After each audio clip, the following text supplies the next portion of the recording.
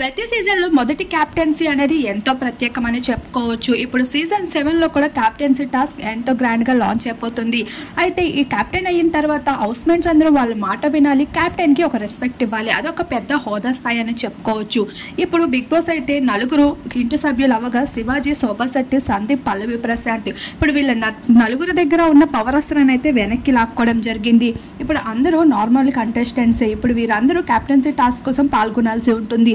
ఇద్దరిద్దరు కంటెస్టెంట్స్ లెక్క డివైడ్ చేసి క్యాప్టెన్సీ టాస్క్ లో పాల్గొనాల్సి ఉంటుంది. ఇలా 3 రోజుల పాటు బిగ్ బాస్ ఇచ్చిన ఒక్కొక్క టాస్క్ లో పాల్గొంటూ అలా చివరి వరకు ఏ జోడీ నిలుస్తుందో ఆ జోడీ మధ్యన ఎవరికి ఎక్కువ కాయిన్స్ అండ్ పాయింట్స్ ఉంటాయో వాళ్ళే కెప్టెన్ గా నిలిచి మొదటి వారం క్యాప్టెన్సీలో పాల్గొనాల్సి ఉంటుంది. ఇందులో సందర్భంగానే బిగ్ బాస్ ఇచ్చిన క్యాప్టెన్సీ టాస్క్ కోసం ప్రతి హౌస్ మేట్ కూడా ఎంత ఎక్సైటింగ్ గా ఫీల్ అవుతూ ఉన్నారు.